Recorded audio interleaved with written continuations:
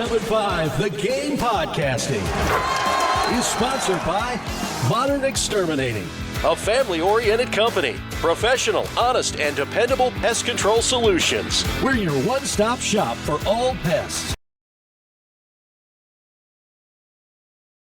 There's some hooping going on this weekend.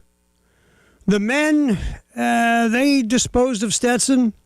The women, just what the women did to North Carolina Central was just like a felony.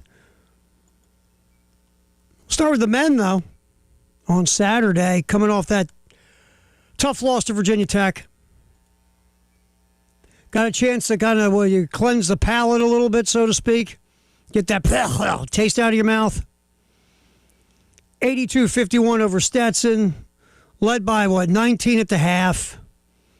Cruised along. Shot it well. Over 50% from the floor. 44% from three. 83% from the line. Michi went for 17.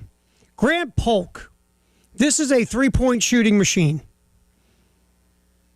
Grant Polk, 12 points, 4 or 7 from the floor, 4 or 6 from three.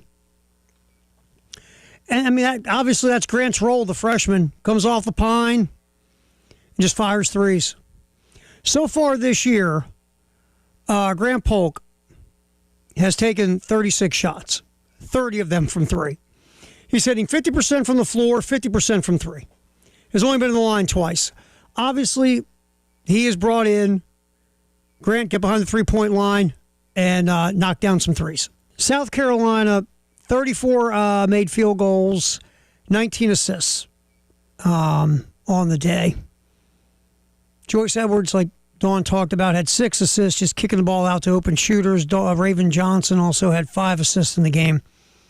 South Carolina did have 17 turnovers, but again, when you win 106-42, who's nitpicking? But of course, Dawn will use that because you got to, when you win by like 4 points, as a coach, you got to have something, right? You can talk about the 17 turnovers. That's what you can do.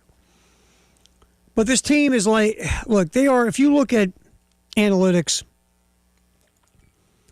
and you go to barttorvik.com, South Carolina's third in the country in efficiency. 4th on offense, 2nd on defense.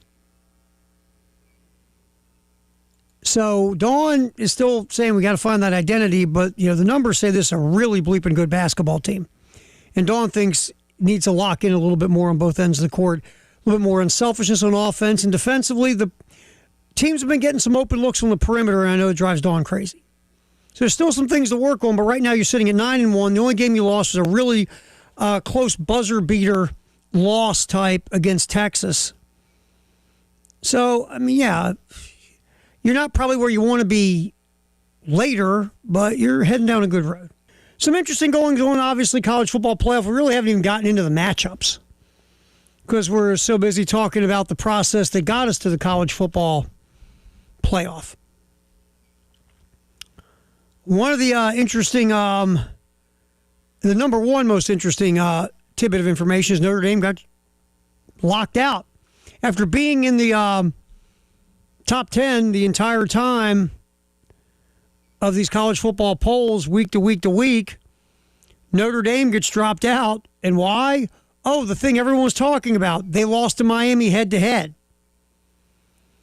This committee wasn't really even talking about it and saying it didn't matter. There's other metrics. These teams weren't close enough, and their metrics were close for a while. But then finally, Notre Dame and Miami were right next to each other in the poll because BYU got whooped by Texas Tech. We'll get into all that in a minute in the Big 12 championship game. So then the College Football Playoff Committee with Notre Dame and Miami right next to each other, then the head-to-head mattered and Miami jumped Notre Dame.